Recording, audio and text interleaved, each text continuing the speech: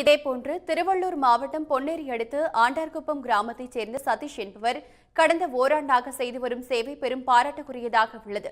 தனியார் கல்லூரி கணித பேராசிரியரான இவர் தினமும் சுமார் 30 கிலோமீட்டர் பயணித்து சுற்றுவட்டார கிராமங்களில் 70க்கும் மேற்பட்டவர்களுக்கு உணவளித்து வருகிறார். போன வருஷம் லாக்டவுனில் எல்லா கடைகளும் வீடெல்லாம் க்ளோஸில் இருந்ததுனால தெருவோரங்களில் இருக்கிறவங்க சாப்பாட்டுக்கு வழி இல்லாமல் இருந்தாங்க. அதை நான் தற்செயலாக ஒரு நாள் பார்க்கும்போது அவங்களுக்கு சாப்பாடு ஏன் கொடுக்கக்கூடாதுன்னு வீட்டில் செஞ்சு ஒரு 8 பேருக்கு கொடுத்தேன். அதை கண்டினியூஸாக ஒரு 4 மாதம் கொடுத்ததுக்கப்புறமா சரி லாக்டவுன்லாம் ஃப்ரீ ஆனதுக்கப்புறம் ஒரு 2 நாள் கொடுக்காம 3ஆவது நாள் அவங்கள போய் பார்க்கணுன்ற எண்ணத்தில் போய் பார்க்கும்போது அவங்க கேட்ட ஒரு விஷயம் எனக்கு ரொம்ப டச்சிங்காக இருந்தது. நீ ஏனே நான் உனக்கு வரல, உடம்பு சரியில்லையா அப்படின்னு கேட்டாங்க. அவங்களுக்கே நம்ம தொடர்ந்து செய்யக்கூடாதுன்னு இன்றைக்கி வரைக்கும் நாங்கள் 70 பேருக்கு மேலே அவங்களுக்கு தினமும் என்னால் முடிஞ்சது வீட்டில் செஞ்சு அவங்களுக்கு எடுத்துகிட்டு போயிட்டு ஒரு 40 கிலோமீட்டர் ட்ராவல் பண்ணி அவங்களுக்கு தினமும் கொடுத்துட்ருக்கேன். இந்த பணியை செய்யறதுக்கு என்னுடைய மனைவியும் என்னுடைய அம்மாவும் ரொம்ப உறுதுணையாக இருக்காங்க.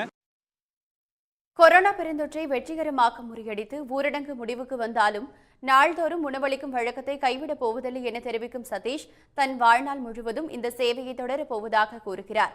அவரது சேவைக்கு பெரும் உறுதுணையாக உள்ள அவரது குடும்பத்தினரும் எவ்வித சோர்வும் இல்லாமல் சேவையை தொடர உற்சாகத்தை வெளிப்படுத்தி வருகின்றனர். என் புள்ளதான் சின்னவன், இந்த சமையல் பண்ணி போடணும், 10 பேருக்காவது நம்மளால முடிஞ்ச உதவி பண்ணணுமான்னு சொல்லிட்டு சமைச்சு தரலான்னு சொல்லி என்னை கேட்டான். நான் என்ன நம்மளால முடியாதுன்னு சொன்னேன்.